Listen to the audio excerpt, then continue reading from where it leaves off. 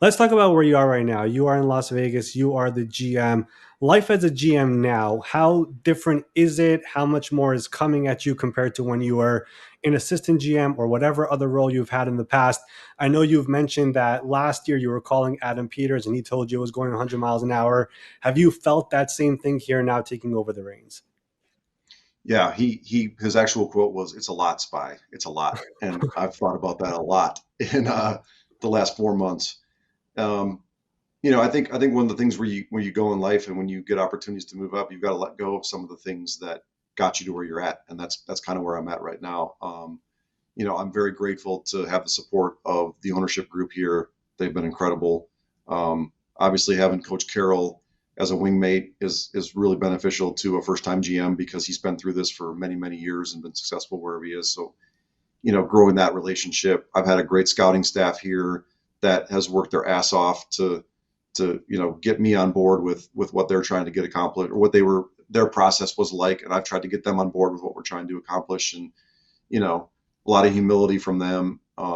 Having Mark Thews join me from Denver was a huge deal to me, and he's invaluable to what we're trying to get accomplished here. And now hiring Brian Stark and Anthony Patch and John Stiegel to kind of meld with everybody else here has been incredible. So, it's been a fun 4 months. Has gone fast. The only thing that is, I miss my family a lot. They're still back in Tampa, but I'm excited to get them out here soon and get this thing rolling. Well, you mentioned family, you mentioned becoming a GM, and I'm sure you realize this now, but every little thing you now say into a microphone will eventually get picked up. And your son Jack got some spotlight during this pre draft process because you said at the owners' meetings that if my dad does not draft Ashton Gente number 6, he's going to leave the family. And of course, he's still part of the family because you guys did draft Ashton Jeanty. But I did want to ask you just what was it about Ashton and picking him at number 6 in a deep running back class that we had this year? What was the reason that you guys felt comfortable taking him there that high? Yeah, I want to be clear to everybody listening that we did not pick Ashton Jeanty because of Jack Spytek, just so we're all know. That was just a fun anecdote to it. Um, again, I would start with the person. Ashton's an incredible competitor, and I would describe him as a humble superstar. I went to the pro day and watched him move through that building. I mean, that was as important to me as just him, on the field, jumping over bags, catching balls. I mean, I knew he could do all that stuff, but to see him move through the building, you know, I, I always think of running backs as like Bucky Irving last year. The first man can't tackle me, and Bucky proved that. And Ashton has great feet. He has great vision. He's a nightmare to tackle in the open field for linebackers and DBs. And when you come up, what was it, 31 ish yards short of Barry Sanders, um, you've got my attention.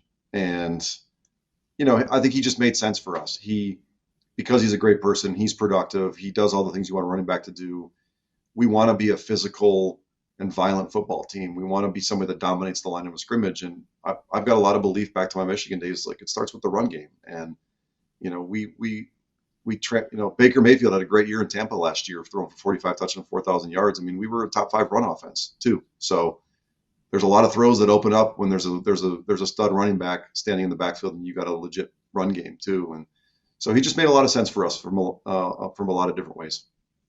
You mentioned Baker Mayfield. And I kind of wanted to ask you this also because you traded for Geno Smith, who becomes your quarterback. He teams up with Ashton now there in the offense. But just as a scout, what lessons do you learn from scouting a player like Geno, who was once labeled a bust, but now is a success story and is your quarterback? And of course, Baker going through the same thing where, Cleveland moves on, Carolina moves on, eventually ends up in Tampa and is having this success. Just seeing that happen for these players where so many teams move on from them and now they are a success. Are there any lessons that you take out of that? You know, I liked with Baker and then with Geno now too. I mean, they've been through some adversity. It wasn't always easy for them, and there's a lot of guys in this league, I think, where the first time adversity hits, and then a lot of times you never see them again, and they kind of fade away, even if they were really talented. And you know, Baker bounced back. Was the first overall pick. He was off to a great start in his career. I mean, people forget he was pretty damn close to getting the Browns to the NFC or the AFC Championship game that year in 2020. And same thing with Geno. Geno's played a lot of good football, and it always hasn't always been easy for Geno, but he just keeps coming back at you and fighting and competing. And I really admire that. And then they can both really throw the football. So that's cool too. So you kind of mirror, you kind of match those two things up and you feel like, those guys give you a shot every week because they're wired and built the right way. And then they can challenge the field all over the place with their arm too. All right, last couple things here before I wrap this up. Just the overall outlook here for the 2025 Raiders. You guys made 11 draft picks here in the draft, tied for the most in the NFL. I know you love those picks. You traded down multiple times. You got a bunch of guys I'm sure that you guys were looking forward to getting in the draft. A bunch of undrafted guys coming in as well. A lot of work done in free agency, trades, and all that got done over here. Just the outlook for you going into this first year for this team with Pete, the high energy. I mean, I know he's 30 plus years older than you, but sometimes it's probably hard to tell for you, I'm sure, with the energy that he brings Yeah, into it the is. just overall, like, what are you expecting here in your first year as GM with the team now ready to roll? To compete, we're not making any qualms about that. To compete every day in practice, we tried to fill every single position room up with as much competition as possible. There's an energy and there's an excitement here that's pretty tangible right now with the way coach runs this program. And, I think guys are feeling that. And we're in a tough division. It was not a secret to anybody. I mean, we got four great coaches and great quarterbacks everywhere and a lot of great players, but we're not going to be shy about going out there and throwing the ball out there, and you're going to get the Raiders' best every week. I mean, that's what I expect. The high effort, intensity, put the ball down anywhere. We just want to play football. That's going to be the standard around here, and we're going to try to value the football and limit the turnovers and do the things that the smart teams do. And at the end of the day, I try to outlast people. And Tom Moore always told me, football's about the game. Who can play harder longer? And it's going to be one of the central themes of our program is competition and playing harder longer. And we've got some fun players that we added to too that we're going to teach the right way to play football, and we'll see where it takes us. I'm excited to see it. I love all the people that were brought into this organization. I feel the stability finally coming there as well.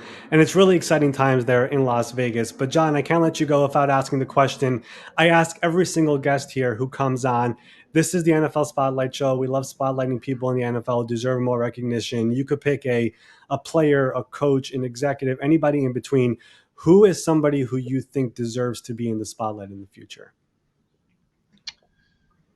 Um, I'm gonna go with Mike Greenberg. Let's get Mike Greenberg on the show. I told Mike a long time ago. I was like, our goal in the scouting department is going to be to make your job really hard. And how are you going to piece together all these great players and make sure that they don't walk out of this building? And he's done an amazing job of that. The Glazers were super generous and giving us the opportunity to keep that team together. And that was just the start of it. And then it kind of the mastermind behind all of it to put it all together. And so I think he should come on and share all his secrets with you about how he and Jackie and Jason kept that team together and continue to keep that team together. Mike is definitely somebody we've been trying to get on. We're going to work on it. The guy who kind of holds all the money together there in Tampa Bay the year after winning the Super Bowl, COVID, all of that, salary cap going down. Some way, somehow, all the players were back in Tampa Bay and the roster stayed together. And of course, the roster is still great there in Tampa Bay. And now, of course, the work is underway to make a great roster in Las Vegas with you running the show.